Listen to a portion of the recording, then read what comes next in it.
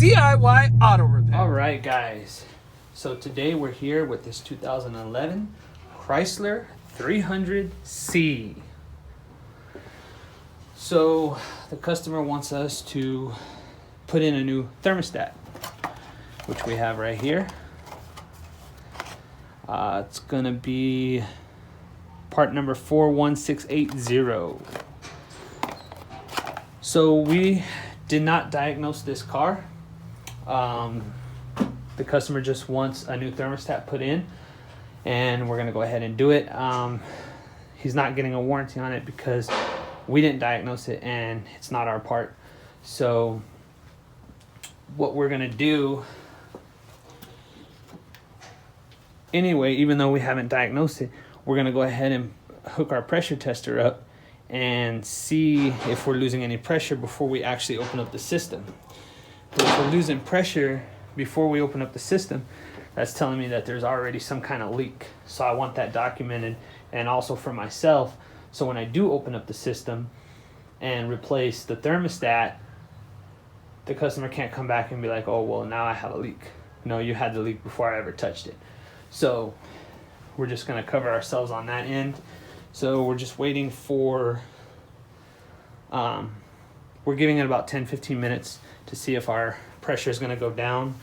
But in the meantime, the backstory on this is customer got a check engine light.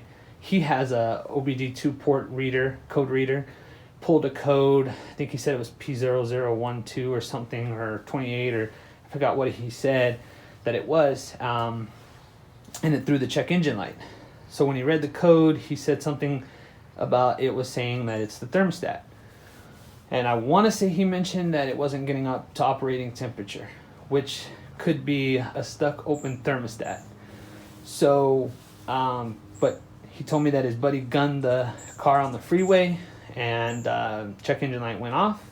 So he wants to just go ahead and replace it anyway, so he doesn't have no future problems. So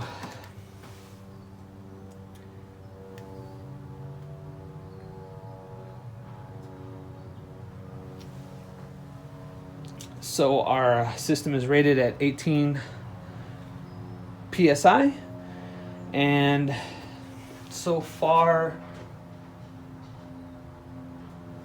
it's dropped just ever so slightly. It's been about 5 minutes and it's dropped just as slightly.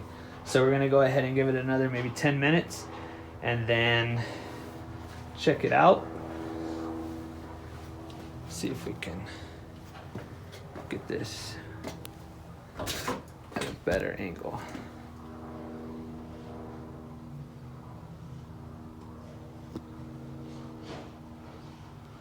Hopefully you guys can see that. But anyway, we're just going to verify that if there's a leak or not before we actually jump into our thermostat there.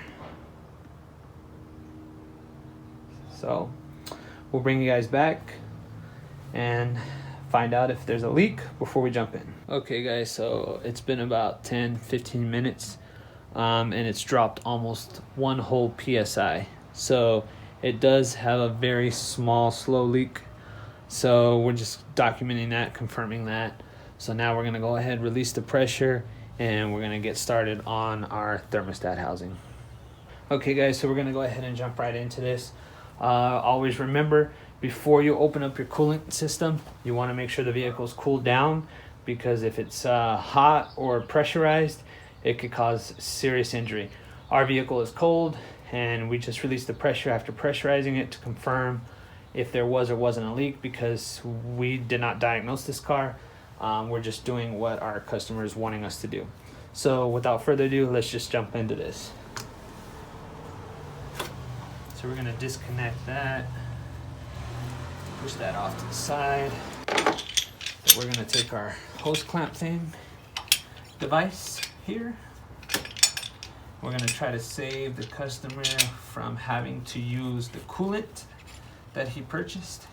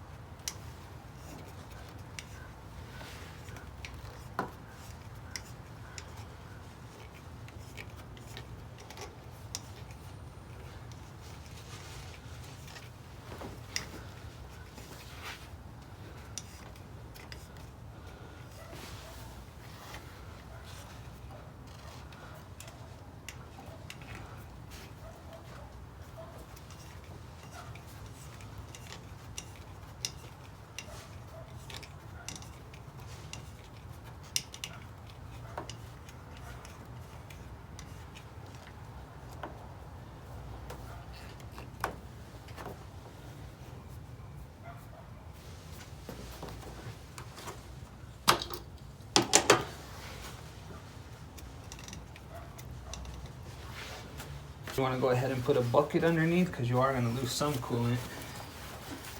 And take a bunch of shop towels and just put them all around because you are going to lose some coolant. So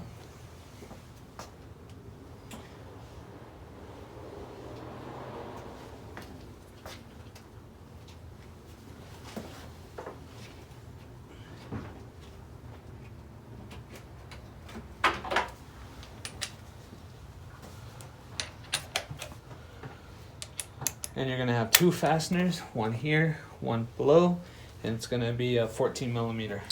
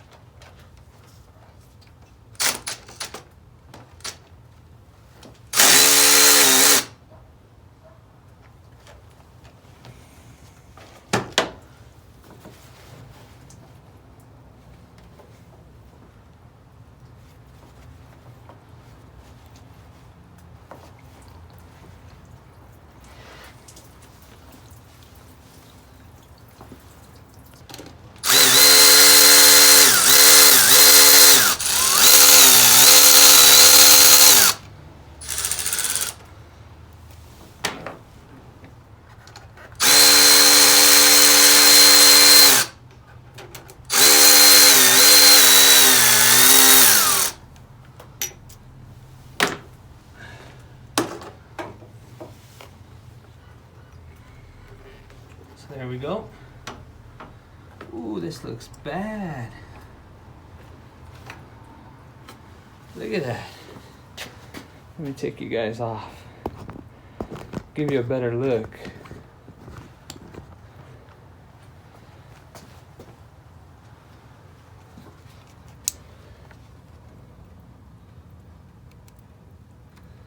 Look at that. Wow.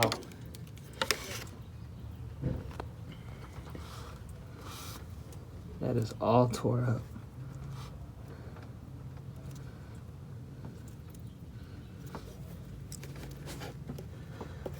Wow.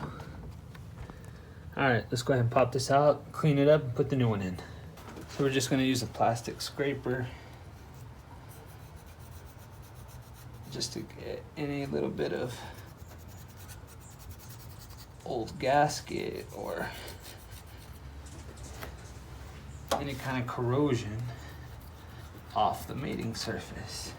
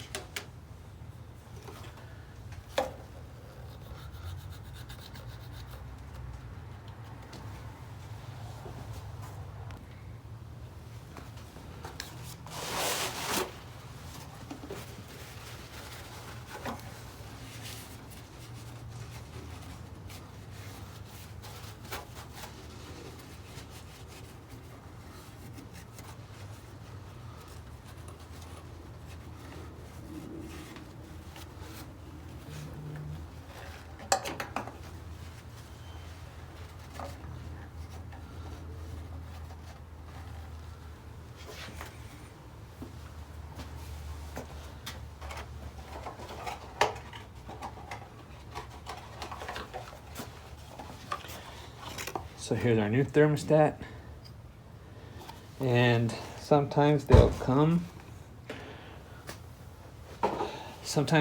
with the gasket already on it. Sometimes they won't. You got to buy it separately. So make sure when you buy a thermostat for your vehicle, it either comes with one or you purchase one separately. So you guys also want to make sure that you pay attention to the orientation of how it comes out so you guys can put it back in the same way. But if you can see that little tab sticking up right there, that's going to go at the very top so that we could get air bubbles and stuff like that out. So just a rule of thumb, guys. Make sure you do it correctly.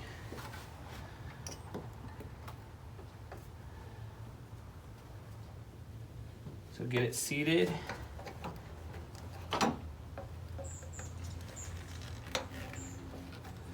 You also want to check your housing. The part attaches to the hose.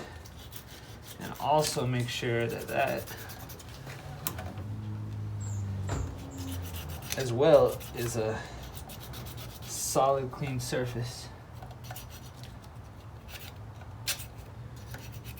So you want to make sure you use a plastic scraper, or if you choose to use or have to use a metal razor, that you do it gently and at a angle, because if you scratch it, either surface, this or the housing down here, you're more than likely going to have some leaks. So you want to be careful with that.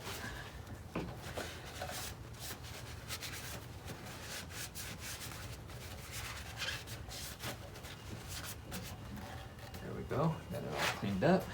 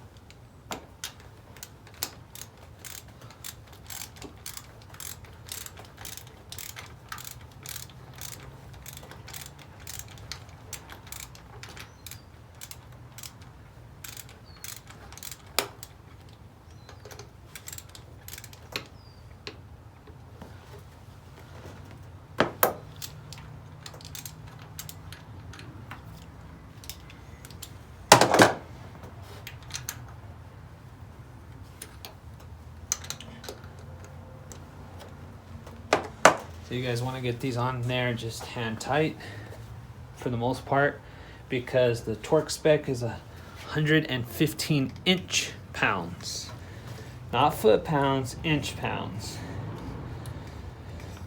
So you want to make sure to put those on by hand. And like in this case, it got a little hard to put on by hand, so I had to resort to a ratchet. But I went very slowly, and you want to do it one side then the next, one side then the next. You don't want to just hammer one side down, because it's a gasket and you got to let it seat properly, evenly. You don't want to just torque one side down.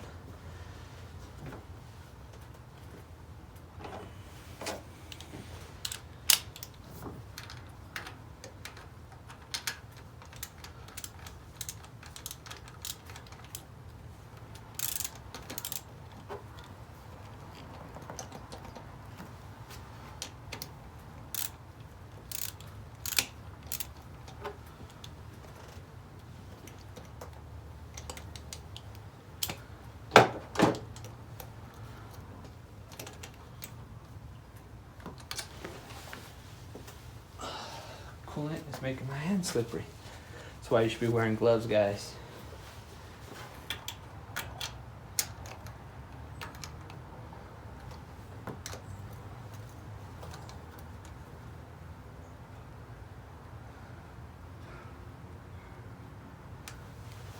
Okay, they're pretty much on there evenly, hand tight. So now I'm gonna bust out the torque wrench. So you want to make sure you have it in inch pounds, and it's 115. So we're gonna do, we'll do 80. Let's see.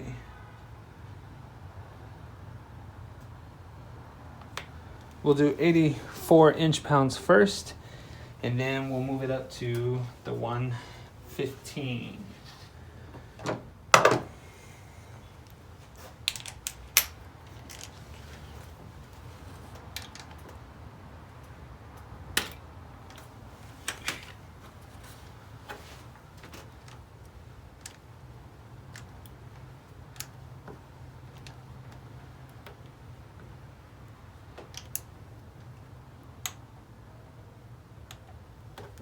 Little click, little click. Small torque, little click.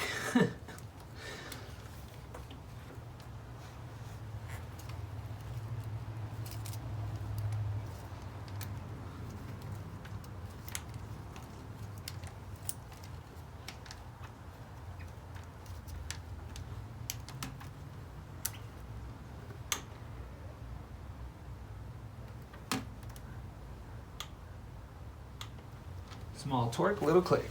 All right, so now we're gonna bump it up to the 115.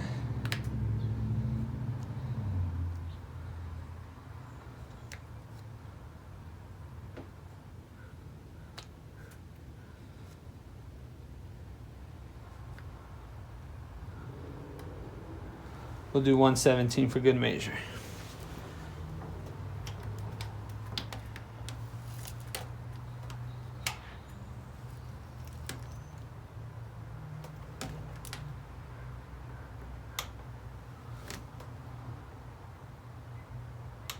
Small click, confirm.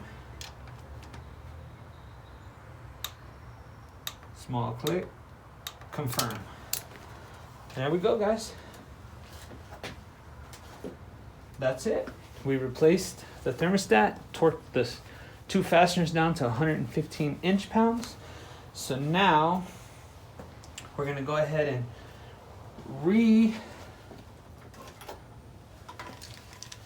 pressurize our system and make sure that this bad boy is not going to leak before we fill it with, top it off with coolant and send it.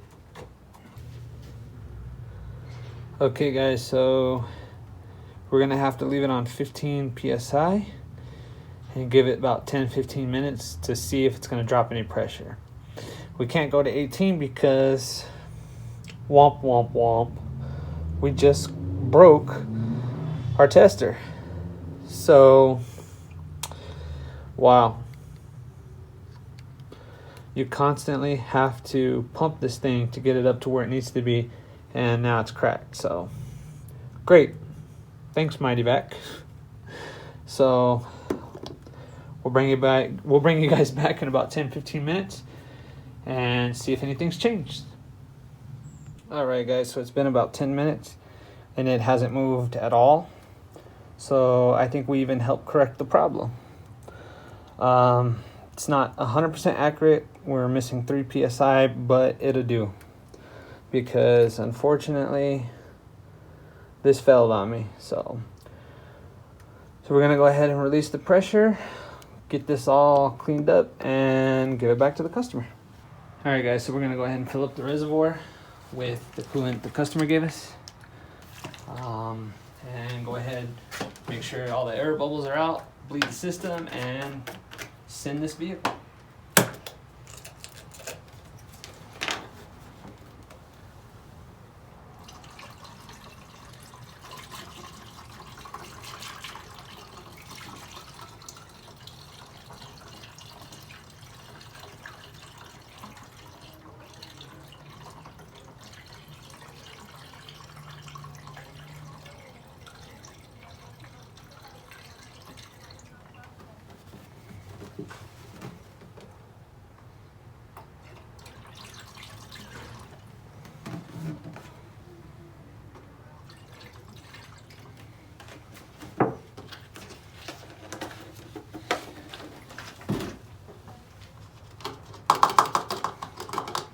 got our fill line.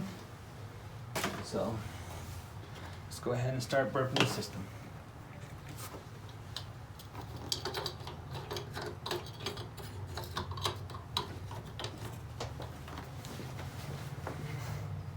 All right, guys, so we have no leaks coming from our thermostat housing that we removed and replaced.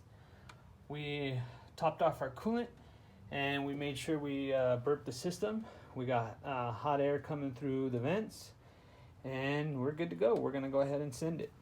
So there you have it, guys. Hope you liked this video. If you guys did, make sure to hit that like button. If you guys would like to be notified when I put out another video, make sure to hit that bell notification. And as always, guys, please subscribe to my channel for more informational videos and DIY projects. And as always, guys, until next time, have a good one.